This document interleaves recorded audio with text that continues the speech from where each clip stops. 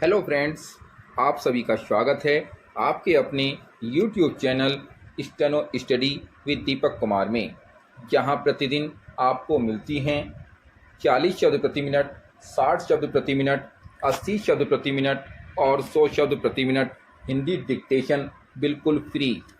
चलिए वक्त ना गवाते हुए डिक्टेशन शुरू करते हैं। डिक्टेशन शुरू होगी 5 सेकंड बाद। स्टार्ट। महोदय, बच्चों को जो ज्ञान प्राप्त हो वह अनुभव से प्राप्त हो, न कि केवल स्मरण शक्ति पर आश्रित रहकर रटाई द्वारा उन्होंने सोचा था। और उच्चतम शिक्षा शास्त्रियों का भी यही विचार है कि इस प्रकार से प्राप्त ज्ञान बच्चों में जागरूकता, कार्यकुशलता, स्वतंत्र भावना पैदा करता है, जो इस जीवन के संग्राम में बहुत सहायक हो सकता है। दूसरा मौलिक विचार उनका यह था कि इस प्रकार की शिक्षा इस देश के लिए अनुकूल ही नहीं बल्कि अनिवार्य है। बच्चों से जो कुछ भी काम कराया जाए वह उत्पादक काम हो और उससे जो कुछ भी पैदा हो उससे शिक्षा का व्यय यदि पूरा नहीं तो अधिकांश निकल सके, क्योंकि यदि शिक्षा का व्यय दूसरे प्रकार से निकालने का प्रयत्न किया जाएगा तो वह बोझ इतना बड़ा होगा कि शिक्षा सार्वजनिक नहीं बन सकेगी। पिछले वर्षों में जो कुछ भी विचार किया गया था या प्रयोग करके देखा गया, उससे जहाँ तक मैं समझता हूँ वही निष्कर्ष निकाला जा सकता है जो पहले सम्मेलन में हुई बहस से निकाला जा सकता था। हमारे शिक्षा शास्त्रियों ने इस पद्धति की अनुकूलता और श्रेष्ठता तो मान ली थी, पर उनकी दृष्टि में इसके द्वारा शिक्षा का व्यय निकालना असंभव ही नहीं, अनुचित भी था। प्रयोग से देखा गया है कि इस पद्धति की उपयोगिता है और इससे पूरा नहीं तो अधिकांश व्यय निकाला जा सकता है।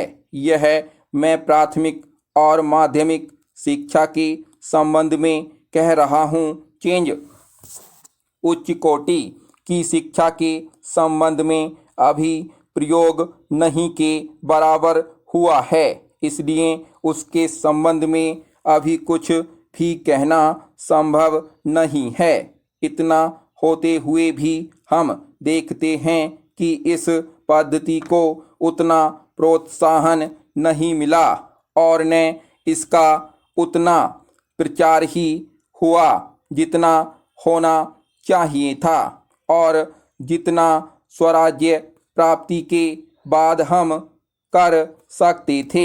इसका कारण जहाँ तक मैं समझता हूँ यही है कि इसकी उपयोगिता प्रमाणित होने पर भी पुरानी पद्धति पर जो आस्था थी वह अभी दूर नहीं हुई है और इसी कारण शिक्षा के काम में जो व्यक्ति लगे हुए हैं उनका न तो इस ओर ध्यान गया है और न उन्होंने इस विषय पर गहराई से चिंतन ही किया है। चेंज आज भी हम इतना ही कह सकते हैं कि इस पद्धति का अभी केवल प्रयोग ही किया जा रहा है।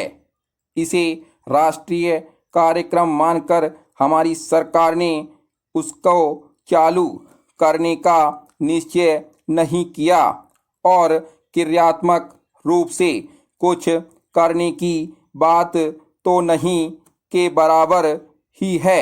उसका परिणाम यह हुआ है कि पुरानी पद्धति की संस्थाएं दिन प्रतिदिन बढ़ती जा रही हैं और शिक्षा पर सरकार जो कुछ भी व्यय कर सकती है या करना चाहती है, उसका बहुत बड़ा अंश उस पद्धति को ही बनाए रखने में व्यय हो रहा है और इस पद्धति को बहुत कम प्रोत्साहन मिला है। मेरा अपना विश्वास है कि शिक्षा में मौलिक परिवर्तन अवश्य किया जाएगा। विराम स्टॉप।